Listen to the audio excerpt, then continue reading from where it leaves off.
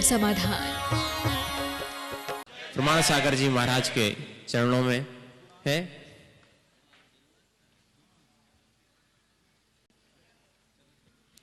पहले हाँ, श्री पारसमल जी पचौरी, अध्यक्ष भिंडर जैन समाज, अपने श्री निर्माण कमेटी के साथ आएंगे और अपना प्रश्न भी रखेंगे। और जो कि वहां पर एक बृहद जिनालय नहीं 29 जिनालयों का एक संकुल पूरा बन रहा है सफेद मार्बल में पूरा, और उसका कार्यक्रम जो निर्माण कार्य है बहुत तीव्र गति से प्रगति पर है। आज पूज्य गुरुवर के श्री चरणों में उन्होंने पूरी प्रगति रिपोर्ट प्रेषित की है और गुरुवर का आशीर्वाद उस कार्य की शीघ्र पूर्णता के लिए लिया है। ऐसे पचौरी जी अपनी बात रखेंगे और प्रश्न भी करेंगे और तैयार रहेंगे श्री जेडी चोगले जी, उच्चगांव कोल्हापुर। बोलिए बिंडर वाले ध्यान डूंगरी वाले बाबा की जय।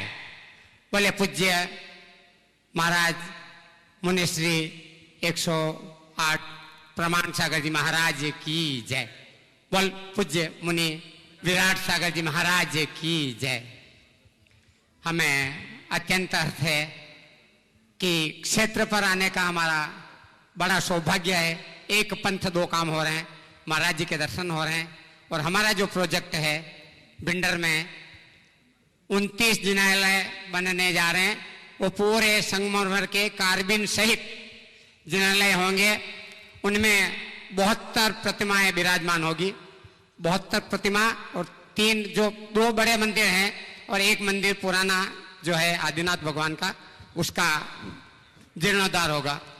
उसमें सबसे पहले जब महाराज जी बिंडर पधारे, 1 हफ्ते के लिए बिंडर पधारे थे, 1 सप्ताह के लिए। हमारा पुण्योदय जगह, वहां महाराज जी ने विधान के लिए हमें बुलाया, विधान के लिए बोला। 48 विधान के लिए आशीर्वाद मिला हमको। वहां सबसे पहले बिंडर से ही 48 विधान की शुरुआत हुई। प्रथम बार बिंडर से शुरुआत हुई है 48। उसके बाद में रतलाम में भी 64 मंडलीय और यहाँ क्षेत्र पर 84 मंडलीय विधान होने जा रहा है। मैं गुरु के चरणों में बारंबार नमस्कार करता हूँ, निवेदन कर रहा हूँ कि हमारी बिंडर समाज की पूरी इच्छा है कि 108 मंडलीय विधान बिंडर में एक मर्तबा जरूर हो। उसका आशीर्वाद हमें चाहिए।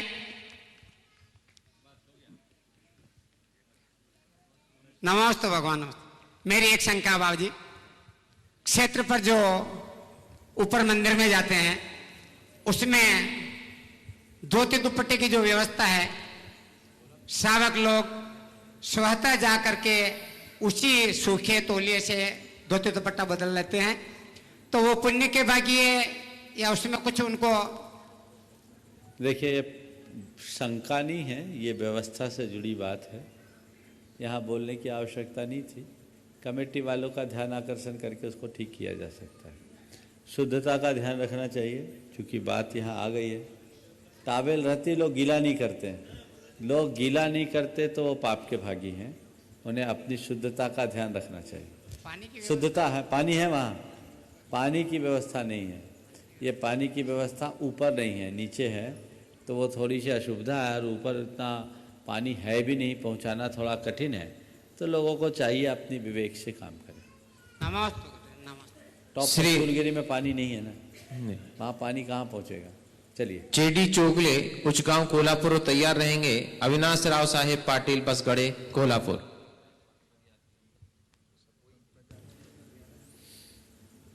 गुरुवर नमोस्तु नमोस्तु नमोस्तु।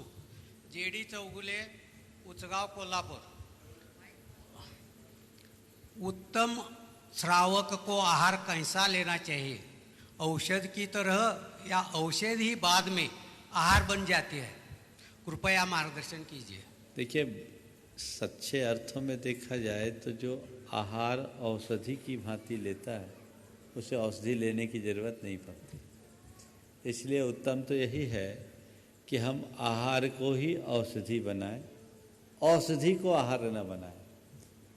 आहार औषधि की तरह आहार लेने वाला योगी और आहार को ही औषधि बना देने वाला रोगी।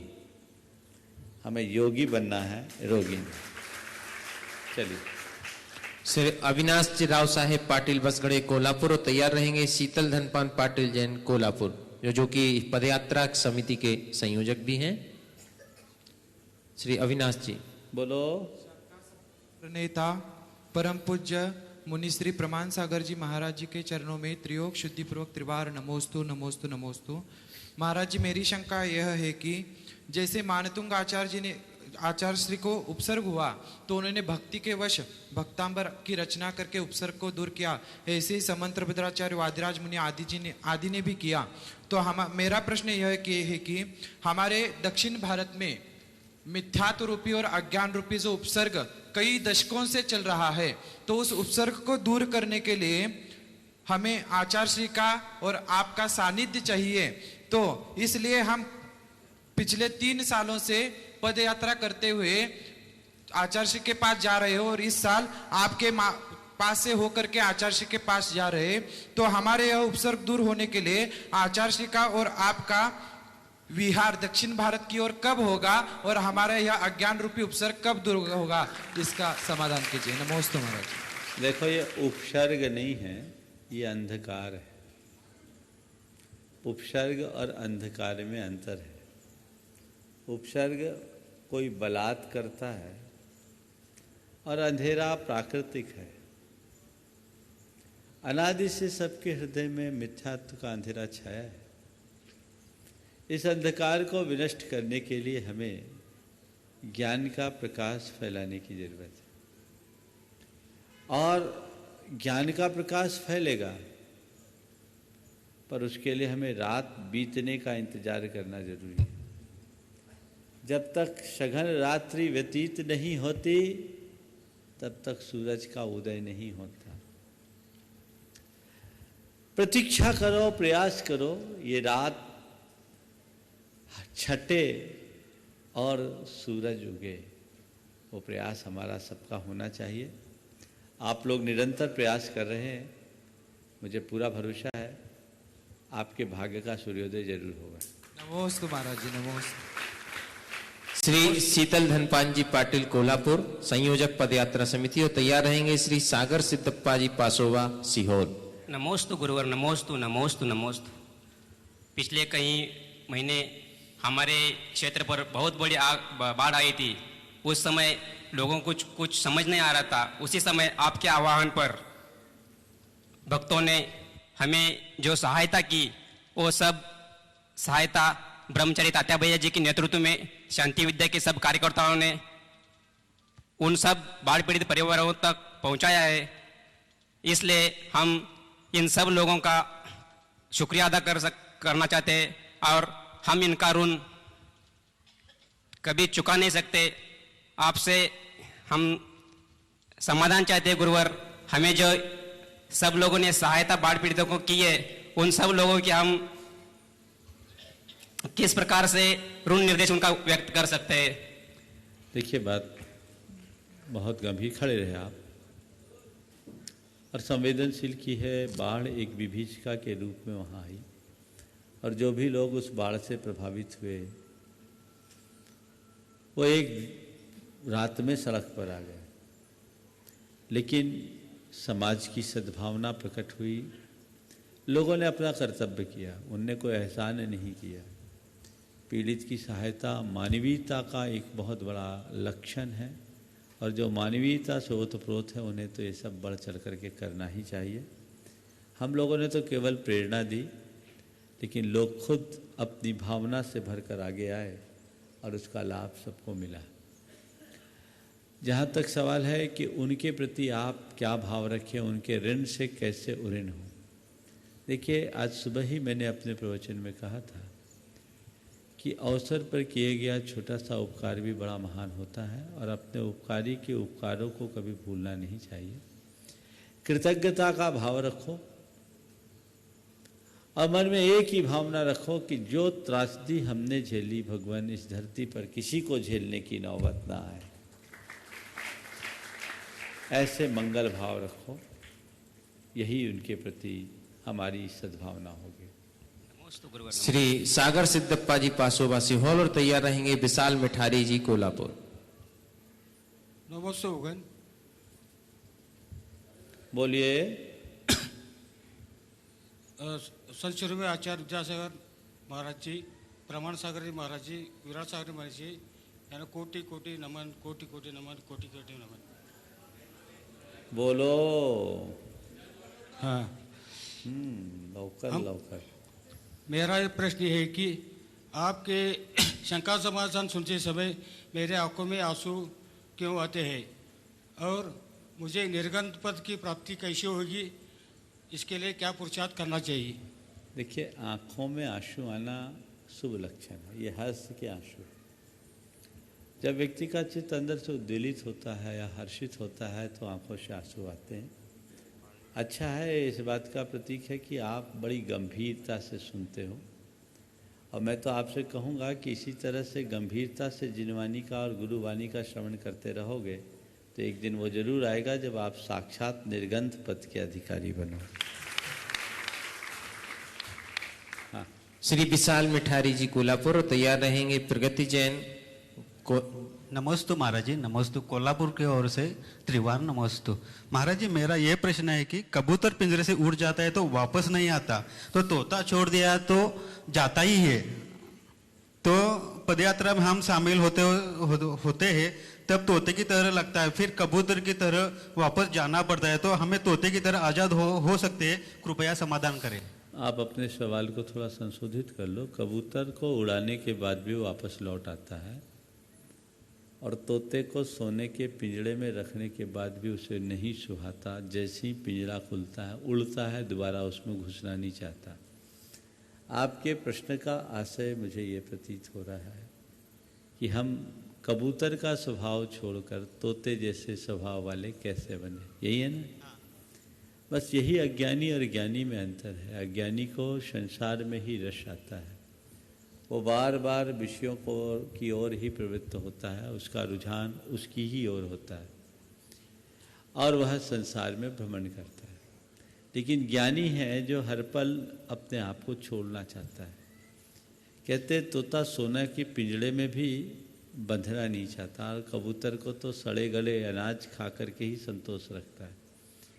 अपने भीतर वैराग्य की लहर जगाओ, वैराग्य का भाव जगाओ। अगर एक बार वैराग्य का भाव प्रबलता से जग गया तो फिर दोबारा लौटने की बात नहीं होगी। पद विहार करते करते हमेशा हमेशा के लिए पद विहारी बनने का सौभाग्य प्राप्त कर लोगे। नमस्ते महाराज, नमस्ते। श्रीमती प्रगति जैन गोधरा गुजरात तो तैयार रहेंगे पद्माकर जैन अंबड़ महाराष्ट्र। नमोस्तु गुरुवर, नमोस्तु गुरुवर, नमोस्तु गुरुवर।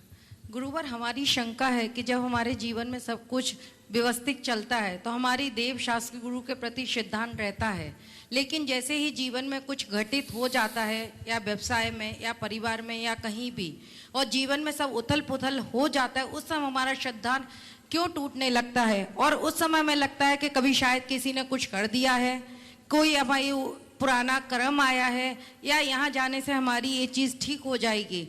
और शायद हम उस समय इतने कमज़ोर हो जाते हैं या हमारे परिवार का कोई भी व्यथित होता है, उसे ठीक करने के लिए कई बार हम ऐसी जगह जाते हैं जो शायद हम नॉर्मल या सामान्य स्थिति में उस जगह पर जाना भी पसंद नहीं करते। कोई बाधा देता है उसे भी पूरी करते हैं, कोई बोलता है ये देवी के पास जाओ या इनके पास जाओ, और बोलते हैं अगर किसी ने कुछ किया है तो हम साधारणतः ये बात मानने के लिए तैयार हो जाते हैं।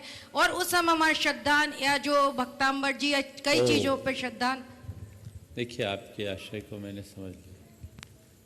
ये बात यथार्थ है कि अनुकूलताओं में हमारी बुद्धि भी अनुकूल बनी रहती है और प्रतिकूलता में हमारी बुद्धि को भी काट मार जाता है। जब भी हमारे सामने प्रतिकूल स्थितियां आती है उस समय हमारा मनोबल टूटता है। जब मनोबल टूटेगा तो विश्वास भी डगमगाएगा, श्रद्धा भी डगमगाएगी। लेकिन ये सब उनके जीवन में होता है जिनका श्रद्धान कमजोर होता है। कच्चे नारियल को पटकने पर 2 टुकड़े हो जाते हैं, और पक्के नारियल को कितना भी पटको उसका गरी गोला साबुत निकलता है। जो अबोध लोग हैं, जो कच्चे नारियल की भांति जीने वाले लोग हैं, वो थोड़े से आघातों से टूट पड़ते हैं, और जो परिपक्व होते हैं उनके ऊपर भयंकर उपसर्ग आ जाए तो भी टिके रहते हैं।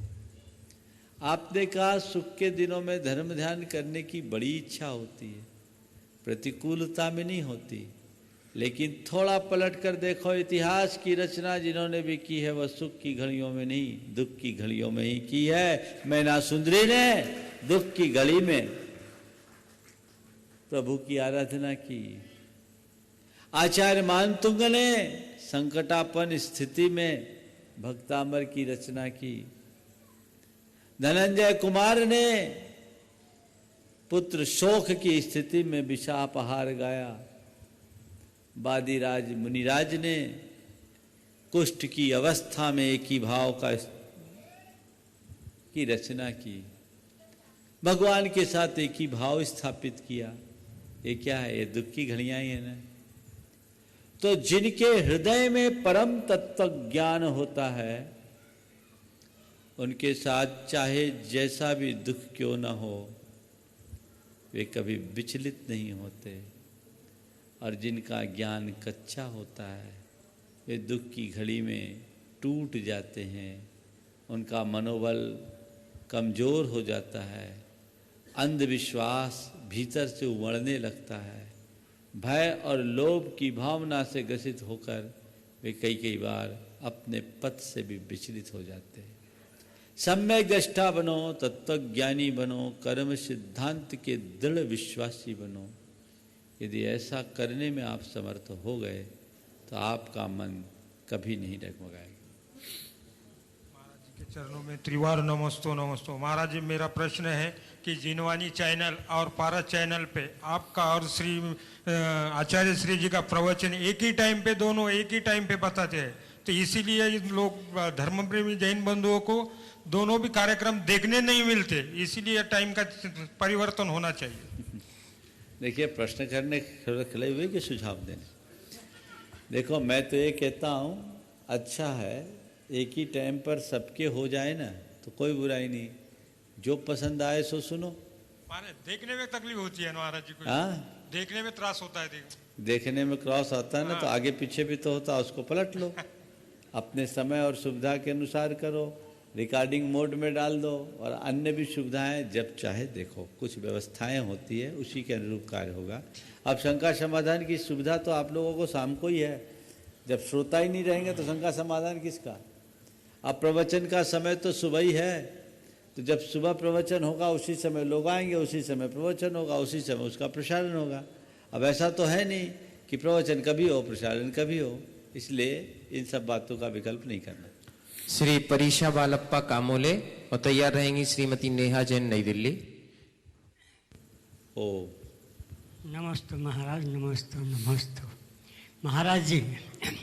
मेरी जिज्ञासा यह है कि चतुर्थ काल में 24 तीर्थंकर हुए, हर एक के 5-5 कल्याणक हुए, यानी 120 कल्याणक हुए। उनमें से एक भी कल्याणक दक्षिण भारत में नहीं हुआ। क्या हम दक्षिण भारतीय लोग इतने पापी हैं?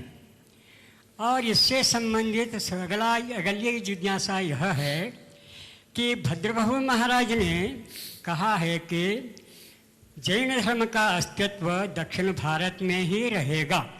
इन दोनों का संबंध हम कैसे जोड़े? देखिए, सबसे पहले तो तात्या भाई मुझे बता रहे हैं कि 87 की एज में पदयात्री बनकर सीधी कमर से खड़े हैं। एक बार इनके सम्मान में जोरदार कलकल ध्वनि हो जाए।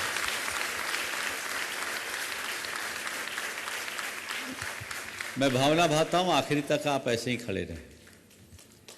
आपने सवाल किया है कि 24 तीर्थंकरों के 120 कल्याणक उत्तर भारत में ही हुए, दक्षिण भारत में एक की भी नहीं हुए। क्या दक्षिण भारत के लोग पापी हैं? ये बात सच है कि 24 तीर्थंकरों के कल्याणक दक्षिण भारत में नहीं हुए, उत्तर भारत में ही हुए, पर मैं इसे इस रूप में नहीं देखता जैसा आपने देखा।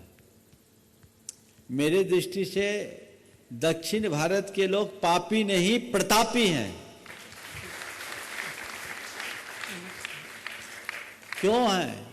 अरे यहाँ कल्याणक होने के बाद भी सब धर्मी नहीं बन पाए, लेकिन वहाँ किसी का कल्याणक नहीं हुआ तो भी हमारे लिए अनेक अनेक महान महान आचार्य और मुनि मिल गए।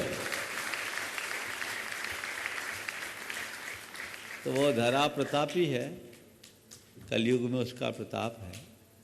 और एक बात और ध्यान देने की है कि आचार्य भद्रबाहु के सपने में जो बात कही, उसमें यही कहा कि सरोवर बीच में सूखा, किनारे पर कमल खिले, जिसका अर्थ बताया सुदूर दक्षिण में धर्म जीवित रहेगा, धर्म के मूल प्रवर्तन के स्थानों में धर्म का लोप होगा। तो अगर हम आचार्य भद्रबाहु के इन सम्राट चंद्रगुप्त के इन सपनों पर भरोसा करके चलते हैं तो हमें आशावादी बनना चाहिए और इस जवाबदारी के लिए मानसिक रूप से तैयार रहना चाहिए कि धर्म की ध्वजा अंत तक दक्षिण में ही फहराएगी, उत्तर में नहीं। और उसकी जवाबदारी तुम दक्षिण वालों की है कि अपने क्रिया में, अपनी चर्या में, अपने आचार में, अपने विचार में और अपने व्यवहार में धर्म को पूरी तरह प्रतिष्ठापित करो। सम्यक्त के रास्ते पर चलो, रत्नत्रय के उपासक बनो, सच्चे धर्म के धारी बनो, ताकि आने वाले युग तक धर्म के इस संदेश को जन जन तक पहुंचाया जा सके।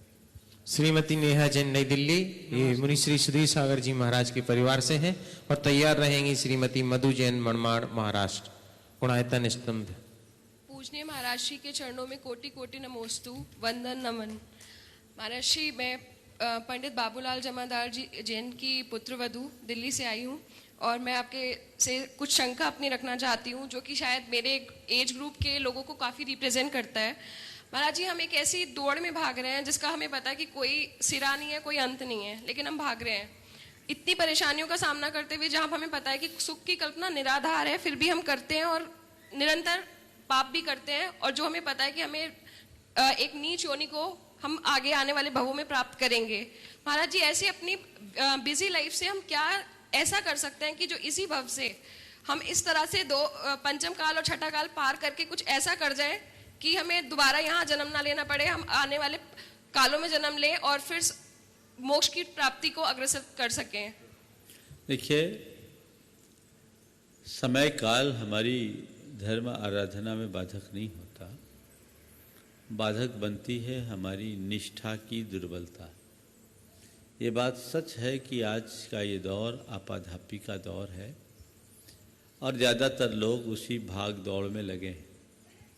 लेकिन इस दौर में भी जिन्हें अपने जीवन की समझ विकसित हो जाती है, वे अपने जीवन की दिशा और दशा को बदल डालते हैं। मैं तो आपसे यही कहूँगा कि अपना भवोद्धार करना चाहते हो तो अपनी आत्मा को पहचानो, अपनी जीवन की सीमाओं को समझो और उसी अनुरूप अपनी प्राथमिकताओं को सुनिश्चित करो। यदि हमारी प्राथमिकताएं ठीक हो जाए तो हमारे जीवन में कहीं कोई कठिनाई नहीं होगी। आप पंचम और छठवें काल में जन्म लेने की बात कर रही हैं, मैं तो आपसे कह रहा हूँ सही रास्ते को पकड़ लो तो पंचम गति को प्राप्त हो जाओगे। ये तो छोटी बात है। श्रीमती मधु जैन, मनमाड़, महाराष्ट्र। गुणायतन स्तंभ। तैयार रहेंगे वृत्ति श्रावक श्री डीसी जैन साहब, गुरुग्राम, संरक्षक गुणायतन।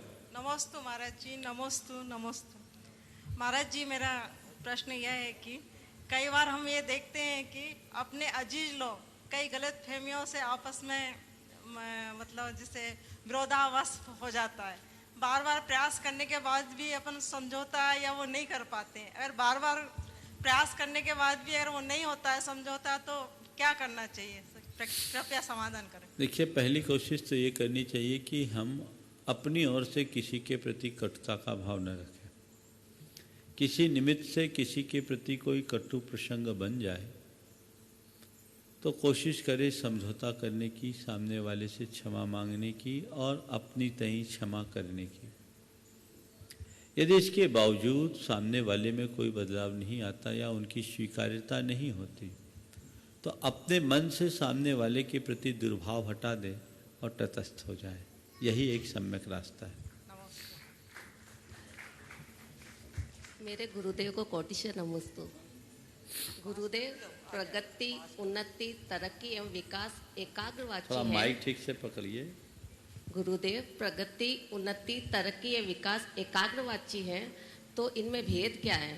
हमें अपने जीवन में इसमें से किन को प्राथमिकता देनी चाहिए? और गुरुदेव आप हमेशा हमें याद आते रहे, तो आपको भी हमारी याद आती है क्या?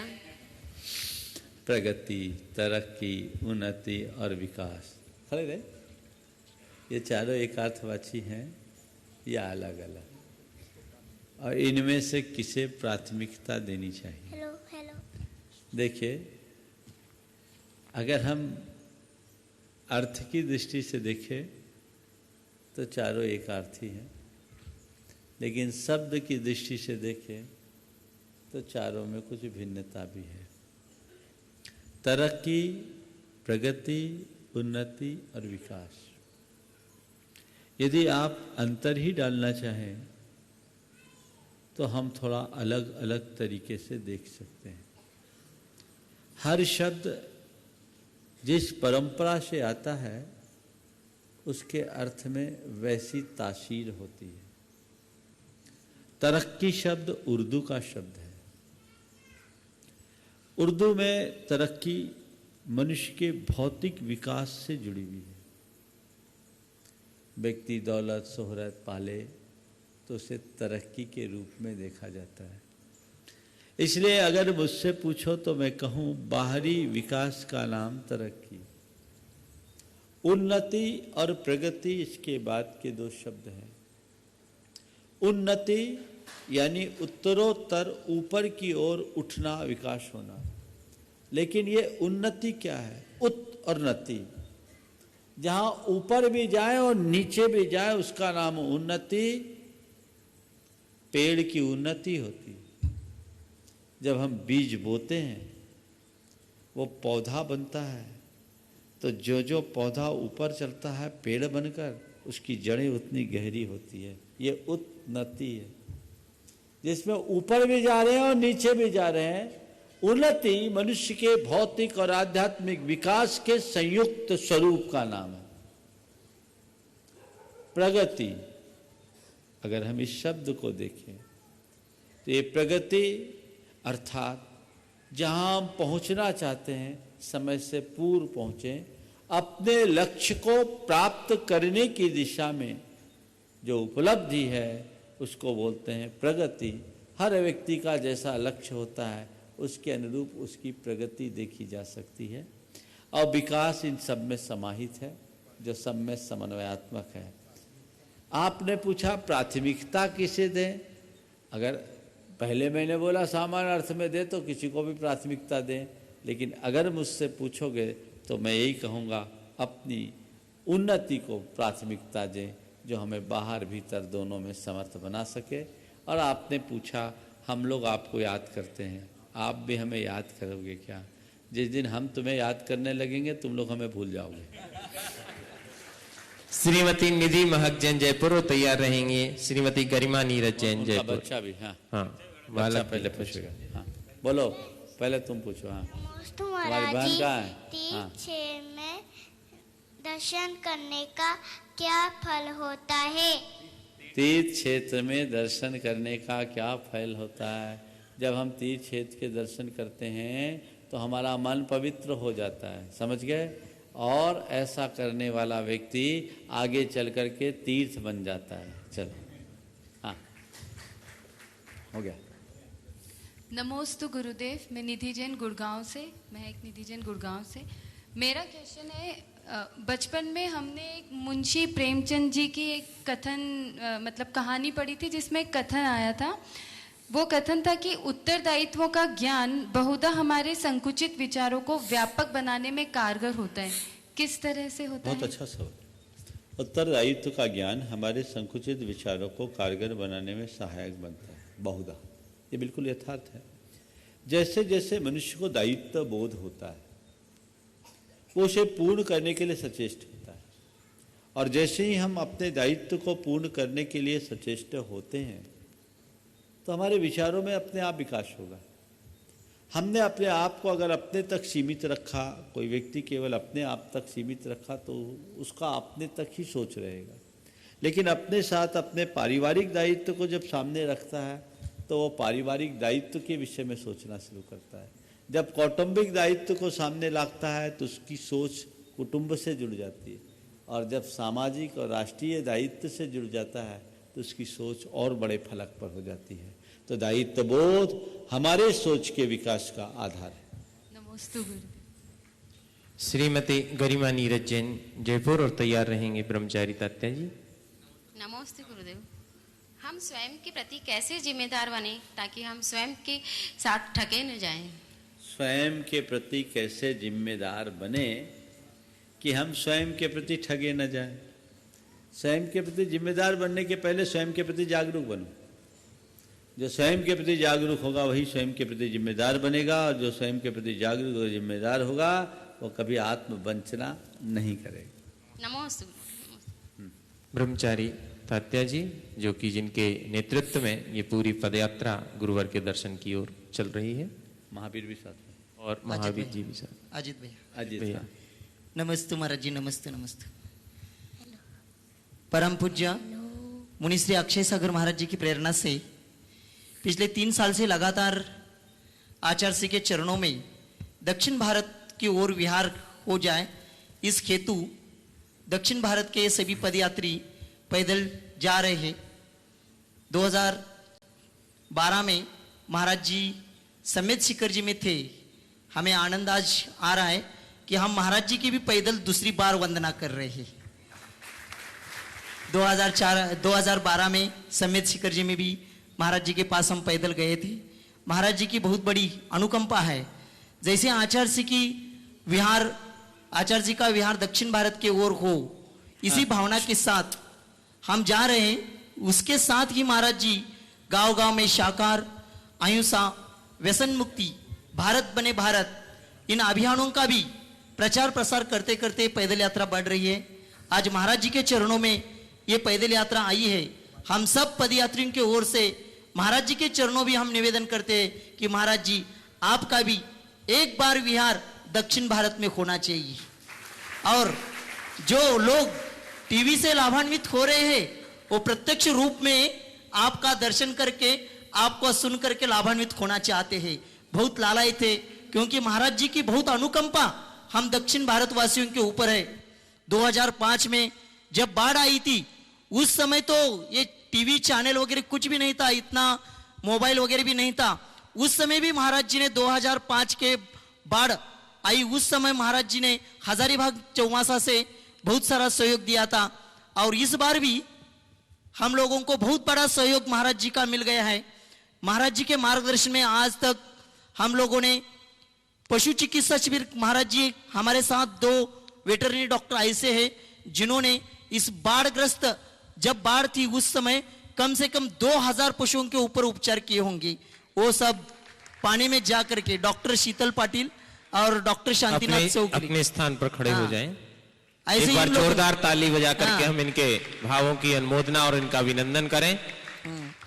डॉक्टर सुहास जी शाह, इनके माध्यम से भी बहुत आरोग्य तपासनी चिकित्सा शिविर वगैरह वहां लिया था। अब 52 गजा ट्रस्ट के ओर से अभी 3 घर के पूरे फाउंडेशन तैयार हो गए हैं। हमने फाउंडेशन पूरा तैयार कर लिया है और कल ही परम पूज्य मुनि श्री नियम सागर महाराज जी के सानिध्य में हम 84 यहाँ से 84, ये 84 फीट की भगवान आदिनाथ की प्रतिमा जी है। और कल नियम सागर महाराज जी के सानिध्य में महाराज जी के मार्गदर्शन में 52 गजा ट्रस्ट के ओर से 84 परिवारों को सहयोग राशि दे रहे हैं। और वो सहयोग राशि ऐसे है, कम से कम उसमें बहुत सारे लोगों का घर बन रहा है ऐसे एक महाराज जी एक उदाहरण बताता हूं कि एक सिमंबल एक क्रीड़ा प्रकार रहता है, उसमें एक रुई हमारे यहाँ गांव है, उसमें से अंतरराष्ट्रीय चैंपियनशिप के लिए उसका सिलेक्ट हुआ था, लेकिन उसको जाने के लिए पैसा नहीं था। 52 गजा ट्रस्ट के ओर से उसको भी चेक दिया जा रहा है कल। ऐसे बहुत सारे कार्य हो गए। एक व्यक्ति का दोनों किडनियां फेल है कि उसके पत्नी जो है वो पत्नी घर में 2 लड़कियां और 1 लड़की, और उस पति का दवाई का खर्चा पूरा वो महिला स्वयं दूसरे की जगह दूसरे के खेत में जाकर काम करके वो सब परिवार का निर्वाह करती है। ऐसे लोगों की 52 गजा ऐसा एक परिवार है, उसको भी हम घर या 52 गजा ट्रस्ट की ओर से बना के दे रहे हैं, उसका पूरा घर गया है। यानी ऐसे गरीब परिवार हम ही यहां से तो बहुत सहयोग मिल रहा है, दवाइयों के लिए मिला है, इसके पहले सब जगह। अभी यहाँ बहुत सारे ऐसे कार्यकर्ता है महाराज जी, क्यों जो बाढ़ जब थी तब नाव से गांवों में जा करके भोजन पानी आदि व्यवस्था की है। ऐसे भी कार्यकर्ता इसमें है, दत्तवाड़ के वगैरह बहुत सारे कार्यकर्ते ऐसा कार्य उन्होंने कर दिया। ये सब महाराज जी के मार्गदर्शन में कार्य हो रहा है। वहां से परम पूज्य नियम सागर महाराज जी का आशीर्वाद मिल रहा है और महाराज जी का बहुत बड़ा सहयोग है। अभी आगे भी हाँ वो भी बोल रहे, आगे भी जा करके अभी बहुत सारा हमने ही महाराज जी को बोल दिया कि हम पूरा पहले सर्वे कर देते हैं कि किसको क्या आवश्यकता है, और उसके अनुसार यहां से हम सहायता राशि लेंगे। ऐसा पहले से हम नहीं रोक रखा था, और महाराज जी और यहाँ 52 गजा ट्रस्ट तो हमेशा सहयोग देने के लिए तैयार है। वहां नियम सागर महाराज जी का जैसा मार्गदर्शन मिल रहा है, वैसे परम पूज्य मुनि श्री आगम सागर महाराज जी के निर्देशन में ये बहुत बड़ा कार्य चल रहा है। सुधासागर महाराज जी के पास, मुनिपुंगा सुधासागर महाराज जी के पास से भी बहुत बड़ा सहयोग वहां मिल रहा है। ऐसी अनुकंपा महाराज जी की दक्षिण भारत के ऊपर है। और 2005 के बाढ़ से महाराज जी को वहां के लोग जानते हैं, शंका समाधान से भी जानते हैं। और महाराज जी हमारी बहुत आपको विनती है, निवेदन है कि एक बार आप यहाँ आदिनाथ भगवान जी के चरणों से बाहुबली भगवान के चरणों की ओर विहार हो जाए और पूरा दक्षिण भारत को लाभ मिले, ऐसी भावना यहाँ मैं रखता हूँ।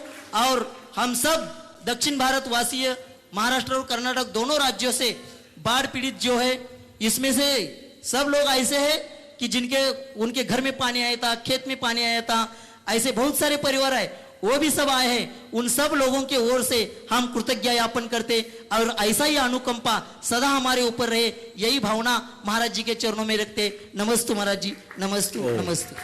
देखिए, दक्षिण भारत में जो ये बाढ़ आई, ये बहुत बड़ी त्रासदी थी, लेकिन ये इन सब की तत्परता का प्रतीक है कि उस त्रासदी को भी इन लोगों ने बहुत दृढ़ता और मजबूती के साथ झेला है। इतनी बड़ी त्रासदी घटने के महीने भर के भीतर ही इतनी तादाद में लोग पदयात्रा के लिए घर बार छोड़कर निकल रहे हैं, ये इनकी धर्म निष्ठा का उत्कृष्ट उदाहरण है। मैं इसकी भूरी भूरी सराहना करता हूँ और इन लोगों ने बहुत अच्छे काम किए। इस मंच के माध्यम से आह्वान करने पर पूरे देश से और दुनिया के अन्य भागों से लोगों ने बढ़ चढ़ करके दान राशि घोषित कराई। कुछ लोगों ने सीधे भेजी, कुछ लोगों ने यहाँ भेजा, अन्य स्थानों से भी इसकी घोषणाएं हुई, राशि गई पहुँची। लेकिन आप लोगों ने तो केवल राशियाँ दी, यहाँ से घोषणा की गई और उसे एक व्यवस्थित तरीके से पहुँचाने की व्यवस्था की गई। लेकिन सारा भार तो इन लोगों के ऊपर है। तात्या भाई और उसकी टीम, पूज्य मुनिवर नियम सागर जी महाराज, वहाँ पर आगम सागर जी महाराज विराजमान हैं, उनके मार्गदर्शन में घर घर जाकर इन लोगों ने जो सर्वे किया है और उसके माध्यम से लोगों के लिए राशि पहुँचाने की व्यवस्था की। विगत 1 तारीख को इनके अभय वर्गाले के नेतृत्व में, महावीर जी अष्टगी और अभय वर्गाले के नेतृत्व में लोग आए थे और इन्होंने जितना कहा ट्रस्ट कमेटी ने उतना दिया और 84 चेक इनको दिया था, जिसको कल नियम सागर जी महाराज के सानिध्य में वितरित किया जाएगा। ये बहुत अच्छी बात है। मैं सभी दानदाताओं से कहना चाहूँगा कि उनके एक एक पाई का बिल्कुल सदुपयोग हो रहा है, वो निश्चिंत रहे। ये ट्रस्ट के ऊपर तो बहुत बड़ा भार है, पर ये लोग कहते हैं कि महाराज अभी दे देने से दुरुपयोग भी हो सकता है। हम जैसा जैसा आवश्यक होगा आपसे कहेंगे और शीघ्रातिशीघ्र उस राशि को सही जगह पहुंचाएंगे। ये इस मंच और पूज्य मुनिवर सुधा सागर जी महाराज के कहने का प्रभाव था कि पूरे देश से बहुत अच्छी सहयोग राशि वहाँ पहुँची है, लोगों ने सब प्रकार का सहयोग दिया है। तो ऐसी वहाँ आज की स्थिति नहीं है और ये लोग उसी अनुरूप कार्य कर रहे हैं। अतः सभी लोग निश्चिंत रहें। दूसरी किस्त भी मैंने तो इनसे कहा था कि अक्टूबर माह में ही हो जाए, पर इनके कथनानुसार नवंबर माह में ही ये दूसरी किस्त लेने की स्थिति में है। पर ये मान करके चलिए आपका पैसा सुरक्षित है और सही जगह पर पहुंचेगा, इसमें कोई संशय नहीं। कुमारी एहरा जैन, गुरुग्राम। नमस्ते महाराज जी। हम स्कूल जाते हैं, हम गुड मॉर्निंग बोलते, जब हम घर आते हम जय जिनेंद्र और वंदना क्यों बोलते? देखो ये प्रोटोकॉल है। स्कूल में इंग्लिश मीडियम में पढ़ते हैं ना, इसलिए गुड मॉर्निंग। अब लोगों को भारत में रह करके भी अंग्रेजी सिखाते हैं, भारतीयता को तो अपनाते नहीं। उनको प्रणाम, नमस्ते, जय जिनेंद्र या सुप्रभात बोलना नहीं सिखाया जाता।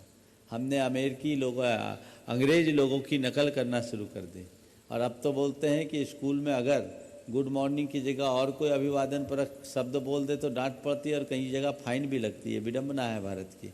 हम अपनी चीज़ों को भूल रहे हैं। सीखना चाहिए चीन के लोगों से, जापान के लोगों से, फ्रांस के लोगों से, जो आज भी अपनी भाषा में स्थिर होकर सब कुछ कर रहे हैं। लेकिन ब्रिटिश उपनिवेश बन जाने के कारण, उनके चले जाने के बाद भी आज भी लोगों की मानसिकता वैसी अंग्रेजी बनी हुई है और लोग उसी तरह की भाषा और भाव रखते हैं। इसके परिणाम हम सबके सामने हैं, जिन पर हमें सतत सावधान रहना चाहिए। पूज्य मुनिश्री, एक ऑनलाइन प्रश्न श्रीमती कांति देवी जैन ललितपुर से पूछ रही हैं। प्रश्न चूंकि बहुत ही प्रासंगिक है और इसलिए उसको विशेष रूप से समाहित कर रहे हैं। श्रीमती कांति देवी जैन ललितपुर से जानना चाह रही हैं कि पूज्य श्री, आपके सानिध्य में संस्कृत के सिद्धचक्र महामंडल विधान का जो आयोजन प्रारंभ हुआ है, उस संस्कृत के विधान की क्या महत्ता है? पूजन, सिद्धचक्र पूजा और सिद्धचक्र विधान, इनमें क्या अंतर है? सिद्धचक्र विधान में मंडल की संरचना किस प्रकार से हो और उसकी क्या उपयोगिता है?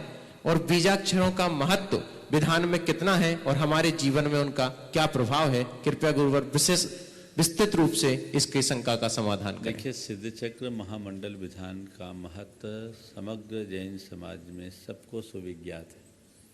ये एक ऐसा विधान है जिसके विषय में ऐसी मान्यता है कि इस विधान के करने से जीवन भर में किए गए पापों का प्रायश्चित हो जाता है। इस विधान में समस्त पूजाएं समाहित हो जाती है। ये अष्टदिवसीय आष्टानिकी महापूजा है और इस पूजा का महात्म महासती मैना सुंदरी के आख्यान से हम सबको पता है और आज जन श्रुति बन गई। श्री सिद्ध चक्र का पाठ करो दिन 8 ठाठ से प्राणी, फल पायो मैना रानी। तो ये सिद्ध चक्र की महिमा को दर्शाने वाले शब्द हैं, हम इन्हें समझे। इसकी अपार महिमा है। जहाँ तक सिद्ध चक्र विधान की बात है, इसे सर्व विधानों में श्रेष्ठतम विधान कहा जाता है। यही कारण है कि प्रत्येक सद्गृहस्थ अपने जीवन में कम से कम एक बार सिद्ध चक्र विधान करने का मनोभाव तो रखता ही है और रखना ही चाहिए। मैंने अभी कहा ये आष्टानिकी महापूजा है। इस विधान को 8 दिनों में करना चाहिए, जिसमें क्रमशः 8, 16, 32, 64, 128, 256, 512 और 1024 अर्घ्य चढ़ाए जाते हैं। आजकल इनमें कई लोग अपने अपने हिसाब से अलग अलग तरीके से कार्य करने लगे। मैं इस संदर्भ में कुछ खास बातों पर आप सबका ध्यान खींचना चाहूँगा। सबसे पहले सिद्ध चक्र महामंडल विधान शब्द का अर्थ समझे। सिद्ध चक्र, सिद्ध यानी देहातीत परमात्मा, चक्र यानी उनका समूह। मंडल, मंडल का मतलब है एक वृत्ताकार वर्तुलाकार रेखा चित्र जिसमें विभिन्न प्रकार के अक्षरों, वर्णों और मंत्रों का समावेश हो। इससे दिव्य शक्तियां आकर्षित होती है। कोशकारों ने मंडल का अर्थ निरूपित करते हुए कहा कि दिव्य शक्तियों के आह्वान के लिए तैयार किया गया गुप्त रेखा चित्र। तो सिद्ध चक्र मंडल और है विधान। विधान का मतलब क्या? प्रायः लोग विधान का अर्थ पूजन समझ लेते हैं, जबकि विधान का अर्थ होता है एक नियम, योजना, विहित नियमों के अनुरूप अनुष्ठान को विधान कहते हैं। विधान और पूजन में अंतर होता है। पूजन में केवल अष्टद्रव्य के माध्यम से अपनी भक्ति को प्रकाशित किया जाता है, लेकिन विधान में पूजन आराधन के साथ साथ विविध मंत्रों और कुछ तांत्रिक क्रियाओं का भी अनुपालन किया जाता है। वो एक अनुष्ठान है जो जिस विधि से बताया गया उसे उसी विधि से करने में उसका वांछित परिणाम मिलता है। अगर उसका हम तरीका बदल देते हैं, विधि बदल देते हैं, तो विधान हमें वांछित फल नहीं देता। विधान का अर्थ होता है नियम, जो जिसका नियम है जिस तरीके से वैसे करे। तो पूजा और विधान में जो मूल अंतर अगर हम करना चाहें तो ऐसा कर सकते हैं कि 8 द्रव्य से भक्ति प्रकाशित करना पूजन है, और पूजन के साथ साथ जाप्यादि अन्य अनुष्ठान करना विधान है। बिना जाप्यादि के अनुष्ठान के विधान विधान नहीं होता। यहाँ सिद्ध चक्र मंडल विधान की बात है। तो सिद्धों के समूह की आराधना मंडल की संरचना के साथ विधान पूर्वक करने पर सिद्ध चक्र मंडल विधान होता है। आजकल कुछ विधानकर्ता मंडल का अर्थ ही नहीं जानते। मंडल को लोगों ने द्रव्य चढ़ाने का अधिष्ठान बना दिया, जबकि मंडल द्रव्य चढ़ाने का अधिष्ठान नहीं। उसका अर्थ मैं अभी आपको बता चुका। मंडलों में बीजाक्षर अंकित होने चाहिए।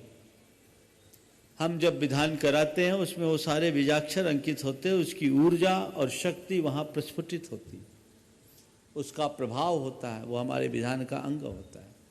इसी तरह विधान है तो विधान में मंत्र जाप और अन्य तांत्रिक क्रियाएं। ये मंडल की संरचना में भी जो सबसे शुभारंभ में कवर आकार आदि वर्ण से लेकर हकार पर्यंत मातृका वर्णों की स्थापना की जाती है, उनको अर्घ दिया जाता है, वो एक तांत्रिक क्रिया है। 8, 16, 32, 64 आदि के उत्तरोत्तर द्विगुणित क्रम से जो पूजा का विधान रखा गया है, यह भी एक तंत्र शास्त्रीय दृष्टिकोण है और उसका उसी में महत्व है। आप इस भांति से विधान करोगे तो आपका विधान विधान होगा, नहीं तो वो पूजन बन जाएगी। कई लोग ऐसे ही मांडना मांड ले तो उसमें द्रव्य चढ़ाते हैं। द्रव्य चढ़ाने के लिए मांडना थोड़ी, मंडल एक साधना है। तंत्र साधना में विविध मंडलों का उल्लेख है। आचार्य राम सिंह ने अपने तत्वानुशासन में और ज्ञानार्णव में भी मंडलों की बेहद चर्चा की है, जिसे ध्यान और मंत्र साधन की विधि का एक महत्वपूर्ण अंग बताया है। तो उस तरीके से मंडल की संरचना पूर्वक जब आप विधान करोगे तो आपको विधान का वांछित फल मिलेगा, अन्यथा केवल पूजन। और 8 दिवसीय विधान को 8 दिन में ही करो, न 7 दिन में न 9 दिन में। 8 दिन का विधान, तुम्हारी 8 दिन की पूजा होनी चाहिए। अष्टानिकी पूजा है, उसी अनुरूप करो तो इस सिद्ध चक्र का आपको लाभ होगा, अन्यथा उसका वांछित परिणाम नहीं मिल सकता। कुछ लोग 8 दिन में तो करते हैं, पर 8, 16, 32, 64 एक दिन में निपटा लेते हैं और बाकी पूजाएं अलग। नहीं, विधि विधान जैसा बताया वैसा ही करना। और 8, 16, 32, 64 जो द्विगुणित क्रम है वो क्यों बताया? हमारी भक्ति दिन दुगनी रात चौगनी बढ़े, उसका प्रतीक है वो। उसमें फेर फार करना, उसमें परिवर्तन करना, उसके प्रभाव को समाप्त कर देना।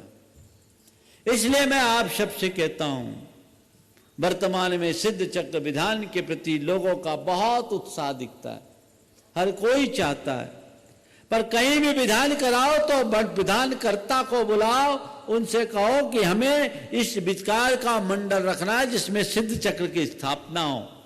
8 दिन में करना है, विधि विधान के साथ करना है, जाप्यानुष्ठान के साथ करना है। आजकल विधान पूजन पर तो लोग ध्यान देते, जाप नहीं करते, अन्य जो हमारे अनुष्ठान है उन्हें संपन्न नहीं करते। वो विधान कहाँ कहलाए? विधान के सिद्धि नहीं होती।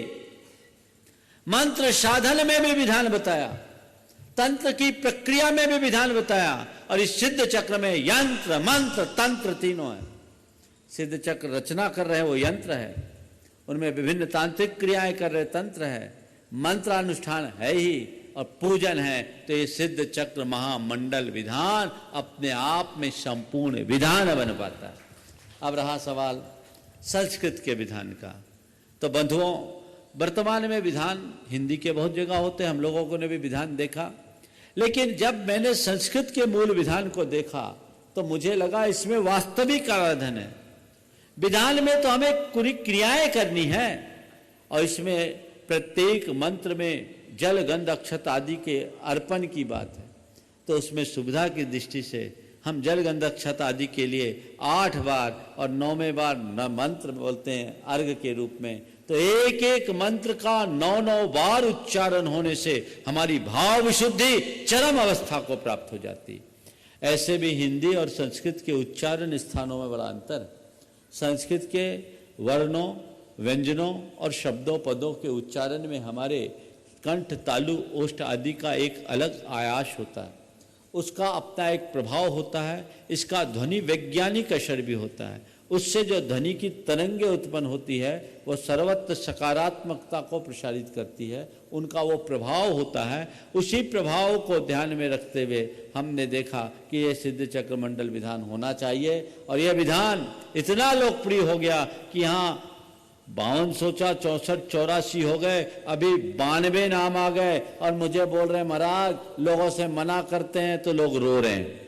हमने तैयारी कर ली, हमें तो चाहिए, और 8-10 अभी और लाइन में हैं। अब देखिए आप लोगों का पुण्य होगा। मुझसे आज आकर के कमेटी ने अनुरोध किया, हमने कहा जगह ही नहीं है। अब भाग्य जगह कहीं जगह बढ़ जाए तो कह नहीं सकता, लेकिन लोगों का ये मनोभाव है। ये इस विधान की लोकप्रियता का एक उत्कृष्ट उदाहरण है। विधान में बड़ा आनंद है। संस्कृत के विधान को करने का लाभ हिंदी के विधान से अनंत गुना अधिक लाभ है, जो आप महसूस करते हैं, क्योंकि इसमें आपकी पूरी तन्मयता होती है, और जाप्यानुष्ठान भी इसमें होता है, और सारे आराधना उसमें संपन्न होते हैं। इसलिए सिद्ध चक्र विधान को इस तरीके से संपन्न करना चाहिए। बोलिए आखिरी। श्री सुरेश चंद जी अंगूरी देवी जैन एट जालौन। नमस्ते महाराज जी, नमस्ते महाराज। बोलो। पहले जो हमने गांव में मंदिर बनवाया था तब 3-4 परिवार और थे, लेकिन जो है कुछ दिनों के बाद बहुत झांसी या आसपास चले गए, केवल अपना ही परिवार बचा। जब सूतक लग जाता उस समय व्यवस्था बड़ी मतलब हो नहीं पाती है। क्या पूजा की व्यवस्था? गांव में एक ही परिवार बचा है, पूजा की व्यवस्था नहीं हो पाती। देखिए आप जहाँ बसे में आपके गाँव में गया हूँ और आसपास जैन नहीं है, कोशिश करो कोई एक आध को बसा लो और बस जाए, ताकि वो कर ले। नहीं तो आपातकालिक स्थिति में अगल बगल से, मेरे ख्याल से आपके यहाँ तो चिरगांव के पहले, गरोड़ चिरगांव के पहले कोई समय भावना भाव कोई बस जाए और व्यवस्था बनाओ। नहीं तो एक आध को बुला कर रोजगार दे दो, ताकि उसका भी काम बने और तुम्हारा भी काम बने। इस प्रकार आज के सत्य को यहीं पर विराम। बोलिए परम पूज्य आचार्य गुरुवर श्री विद्यासागर जी महाराज। बोलिए मुनिवर श्री प्रमाण सागर जी महाराज की। बंधु मैं आपको बता दूं,